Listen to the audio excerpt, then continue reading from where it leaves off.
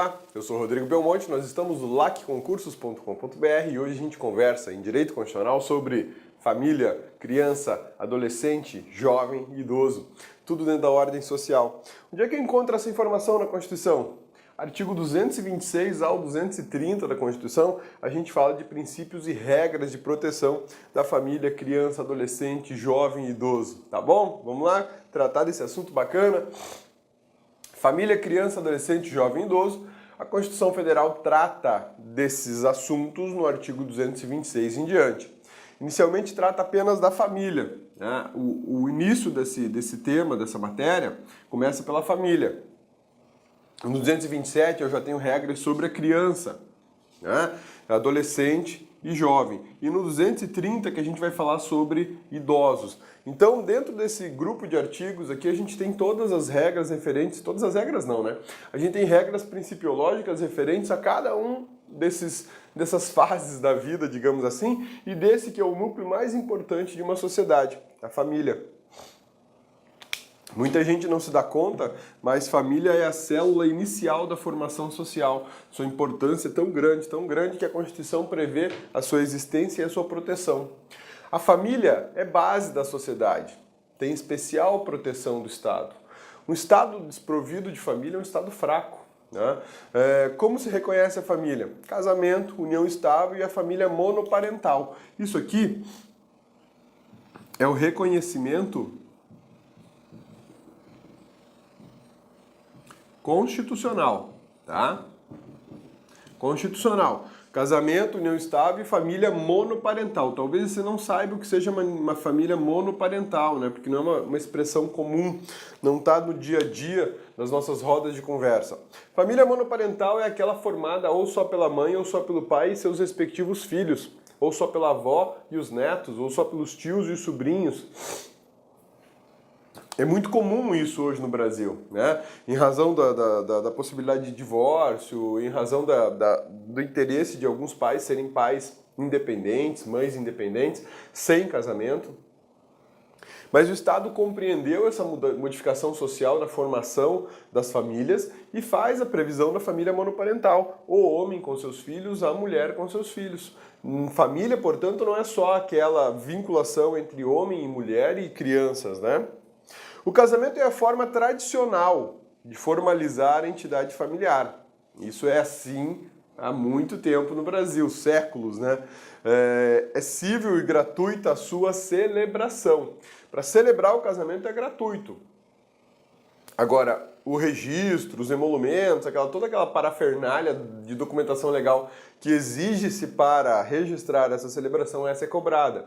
Esse é um dispositivo constitucional bem sem noção, né? Porque quando eu falo a celebração, é cível e gratuita a celebração, devia-se ter estabelecido que é cível e gratuito celebração e registros, né? Não só a celebração, porque o registro acaba sendo caro. Hoje o Estado promove casamentos comunitários, né? Que aí reúne um monte de gente num só local, faz o casamento de todo mundo e aí nesses casos não tem nenhum tipo de cobrança, nenhuma. Mas não precisaria ser comunitário, poderia ser individual. E aí todos se casam lá numa boa, né? Pode ser religioso com efeito civil. O que é isso? Você, conforme a sua crença religiosa, você vai realizar seu matrimônio lá. E nessa cerimônia religiosa ela pode ter efeito civil, ou seja, dali você já sai com uma certidão de casamento. Não precisaria se dirigir até um cartório e lá no cartório registrar tudo isso. Mas o que acontece? Você é dispensado do registro civil? Não, o registro civil nunca é dispensado. O casamento religioso ele é um casamento simbólico, né?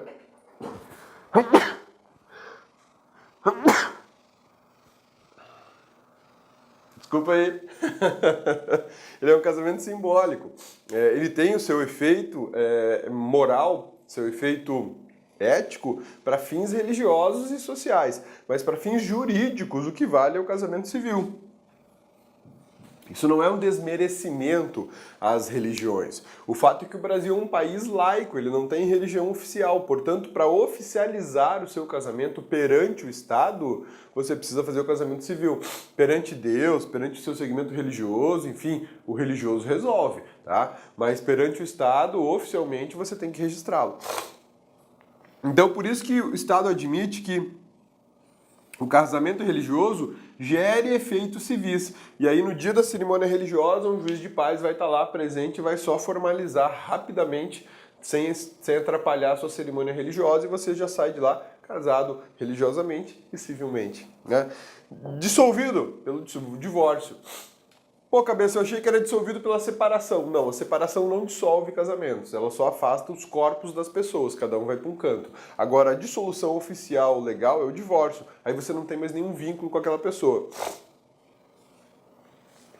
União estável. União estável é uma forma mais contemporânea de formalizar a união de um homem e de uma mulher, tá? A Constituição da República reconhece a união estável entre homem e mulher como entidade familiar e deve facilitar a sua conversão em casamento.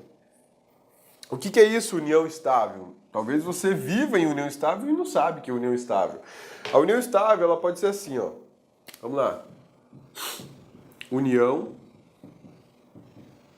estável.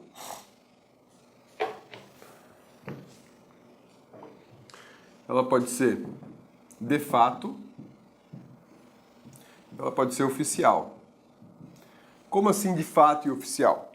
A união estável de fato, duas pessoas que vivem juntas há muito tempo, com o interesse, melhor dizendo, de constituir família, vivem sob o mesmo teto, dividem as despesas, já têm filhos, mas elas não formalizaram isso perante o registro oficial de pessoas. É muito comum, né? Eu brinco que eu e Patrícia fizemos um test drive. Test drive. Primeiro a gente foi viver juntos, fizemos uma união estável de fato. Quando a gente teve a certeza de que daria certo, a gente foi e casou. A gente não fez uma união estável oficial, aí a gente casou. Mas a gente já morava juntos, depois a gente casou. Eu brinco que foi um test drive, muito bom por sinal, porque ali eu consegui pelo menos conhecer o que tem de irritante nela, e ela soube o que tem de irritante em mim, colocou numa balança e falou, não, vale a pena, vamos em frente, né? Mas isso é muito bacana. A Constituição reconheceu que a união estável, de fato, é uma das formas mais comuns de pessoas conviverem, né? E aí ela reconhece. E ela ainda diz, eu reconheço a união de fato e o Estado facilitará sua conversão em casamento. Mas aí o Código Civil, que ele é de 2002, aparece nessa história toda e fala assim, eu reconheço a união estável como oficial, ou seja, as pessoas que não queiram casar-se podem registrar a sua união estável perante o cartório civil. Né?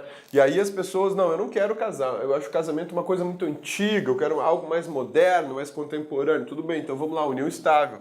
As regras de direitos e deveres entre homens e mulheres numa união estável, registrada oficialmente ou de fato, em relação ao casamento, a diferença entre as regras são mínimas, são muito pequenas. Tem algumas diferenças no que diz respeito à divisão de bens em caso de falecimento de um dos cônjuges, né? Mas é muito pequena a diferença.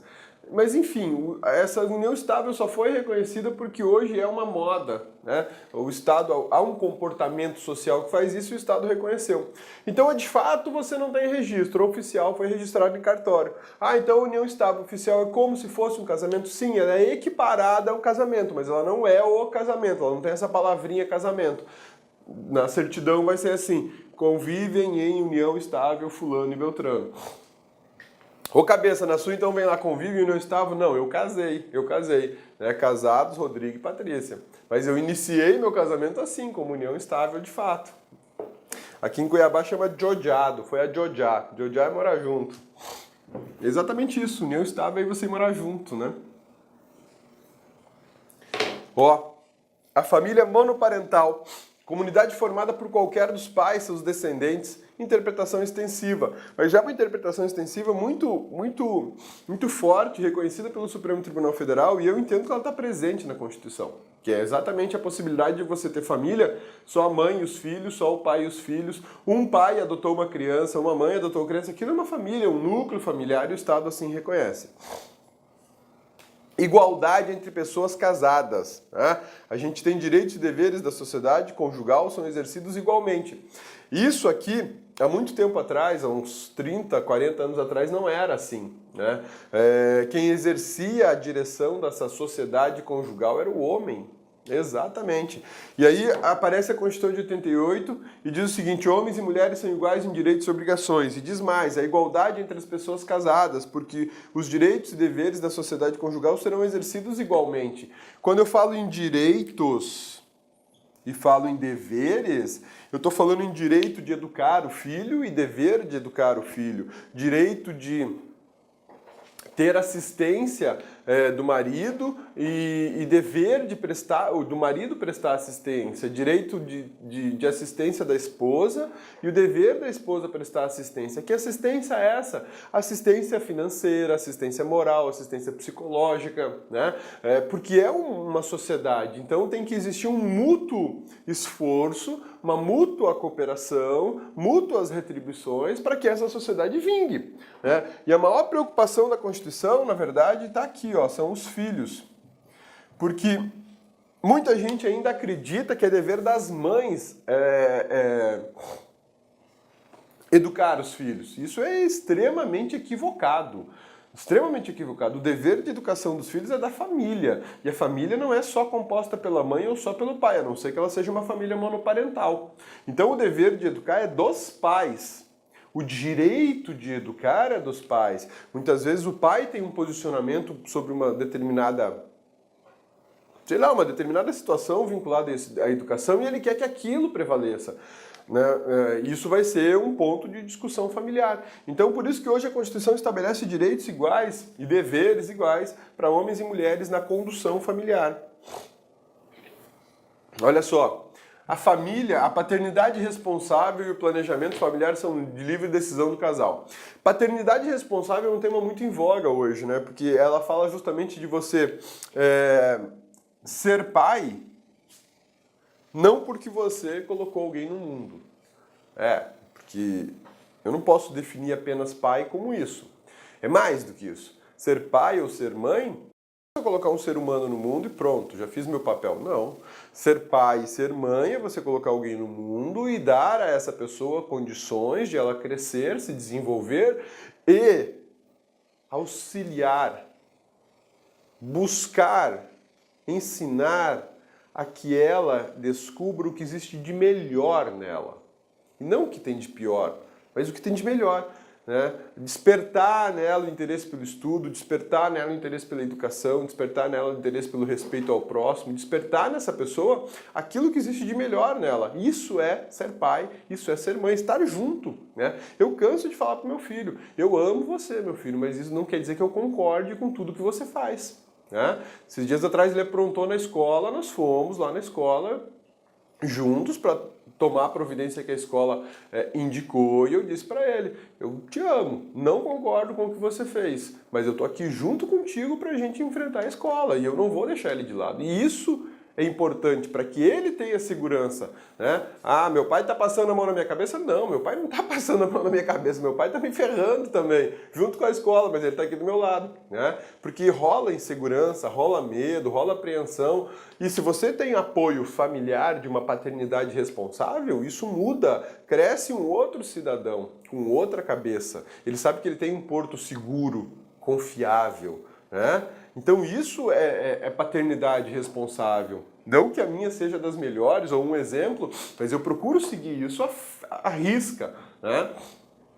E o planejamento familiar são de livre escolha do casal, tanto uma como outra. Só que essa liberdade é limitada. Tá? Ela é limitada, não adianta pensar que não é, porque ela é, porque o Estado precisa estabelecer cuidados com a família. Olha só.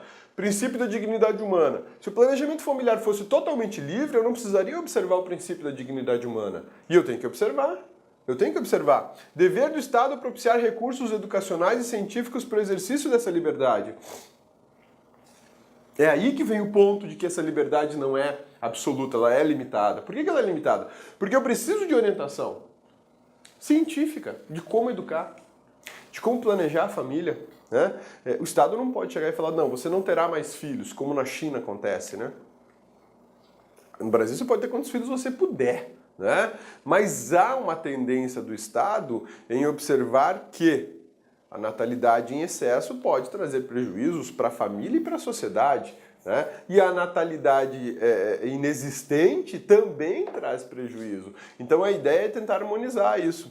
Vedada qualquer forma coercitiva por parte das instituições oficiais ou privadas na decisão do casal. Então, tanto a paternidade como o planejamento familiar, eles partem do casal com o auxílio do Estado. E o Estado não pode impor regras. Ele pode sugerir e pode orientar, mas impor não dá. Não dá, porque há uma liberdade.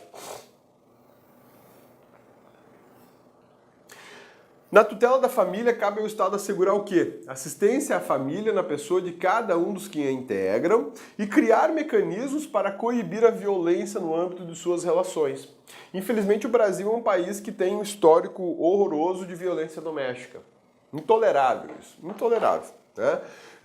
E, via de regra, na violência doméstica, quem são as vítimas? Via de regra, mulheres e crianças. Mulheres e crianças são as vítimas em violência doméstica. É por isso que hoje nós temos no Brasil legislação penal extravagante para tutelar a integridade física e psíquica da mulher. Olá, meus amigos, minhas amigas, sou o professor Luiz Antônio de Carvalho e estou aqui para fazer um convite muito especial para vocês. Você que quer continuar assistindo essa videoaula até o final, essa videoaula que a gente colocou no YouTube é uma aula demonstrativa, é apenas um pequeno pedaço da aula, em torno aí de 20% da videoaula, e nós aqui da La Concursos fizemos uma isolada, uma super isolada do professor Rodrigo Belmonte. O professor Rodrigo Belmonte, ele gravou a Constituição Federal aqui no La Concursos, tá certo? A Constituição é o único site do Brasil que nós temos a Constituição Federal artigo por artigo, gravado, artigo por artigo. É o único curso que nós temos, você pode ter certeza que é o único curso que tem esse nível de detalhamento e aprofundamento dos assuntos da Constituição, ou seja, é um curso realmente aí na qual o aluno aprende para a vida toda, não tem auto-engano, é um curso realmente com profundidade necessária para que você seja aprovado no concurso. Né? Então aqui, professor Rodrigo Belmonte, Direito Constitucional, artigo por artigo na Constituição, investimento apenas R$ 80, prazo de acesso aí 60 dias, 80 horas de curso, né? 80 horas de curso, a quantidade de aulas atualmente são 92 aulas, nessa isolada aqui do professor Rodrigo Belmonte. Gostou? Então, curta esse vídeo aí, clique aqui embaixo, você vai ser direcionado no site da La Concursos para você fazer a sua matrícula na isolada do professor Rodrigo Belmonte. Clique lá.